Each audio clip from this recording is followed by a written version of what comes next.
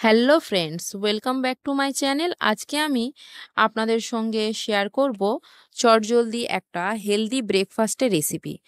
আর রাতেও যদি রুটি, লুচি, পরোটা খেতে ইচ্ছা হয় এই সিজনে, এরকম চটজলদি ঘরোয়া সব কিছু উপকরণ দিয়ে বানিয়ে নিতে পারেন এবং এটা বানালে সাথে অন্য কিছু আর বানিয়ে সময় নষ্ট করতে হবে না। আর খেতে হয় ভীষণ সুস্বাদু এবং ভীষণ নরম হয়। একদম হাতের মুঠোয় চলে আসবে, এতটাই নরম হবে।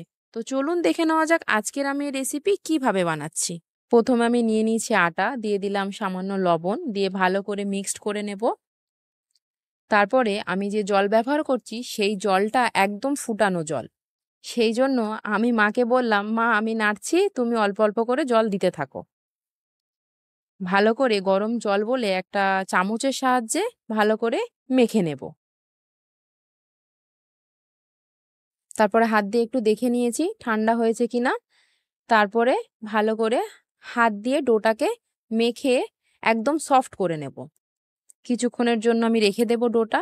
এদিকে কড়াইতে দিয়ে দেব সর্ষের তেল, গ্রেট করা আদা দিয়ে ভালো করে নাড়িয়ে চাড়িয়ে দেব গোটা জিরে, চিলি ফ্লেক্স এবং সামান্য হিং দিয়ে ভালো করে নাড়িয়ে চাড়িয়ে নেব। নেওয়ার পর দিয়ে দেব ছাতু। আমি এখানে ছোলার ছাতু ব্যবহার করেছি। দিয়ে ভালো করে নাড়িয়ে চাড়িয়ে নেব।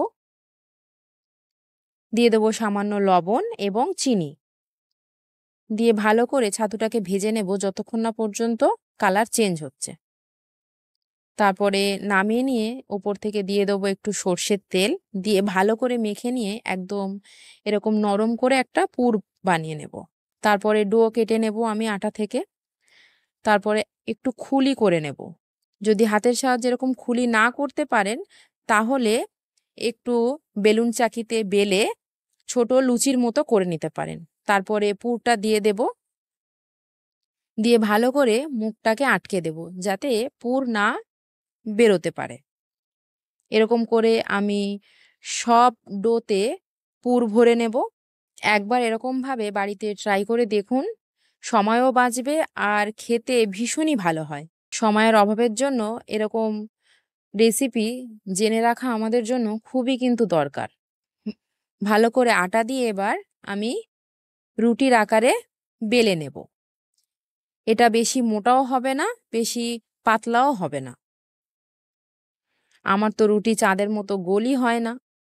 দেখুন এরকমভাবে আমি সবকটাই বেলে নেব।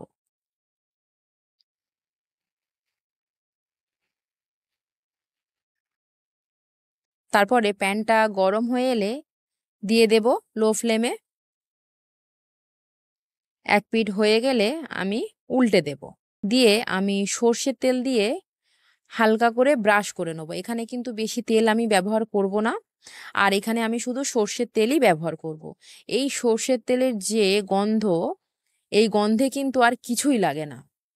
তারপর এক পিঠ হয়ে গেলে আর এক পিঠ উল্টে আমি তেল লাগিয়ে দেব। দেখবেন আস্তে আস্তে একদম রুটির মতো ফুলে উঠবে। তারপর এপিঠ ওপিঠ উল্টে একটু লাল লাল করে তুলে নেব। এরকমভাবে আমি সবকটাই রুটি সেঁকে নেব। আর অবশ্যই এখানে আপনারা সর্ষের তেলই ব্যবহার করবেন, তাহলে কিন্তু খেতে দারুণ টেস্ট হয়। ব্যাস হয়ে গেল গরম গরম ছাতুর রুটি। আপনারা চাইলে এটা সস কিংবা রায়তা দিয়ে সার্ভ করতে পারেন, আর না হলে শুধু খেতেও তো ভীষণই ভালো লাগে। সকালের ব্রেকফাস্ট কিংবা ডিনার কিংবা বাচ্চাদের টিফিন বক্স থেকে শুরু করে অফিসের লাঞ্চ বক্সেও দিতে পারেন। ভিডিওটা যদি শেষ পর্যন্ত আপনাদের ভালো লেগে থাকে প্লিজ ছেড়ে যাওয়ার আগে একটা like, comment, share and subscribe করে যাবেন। Thank you.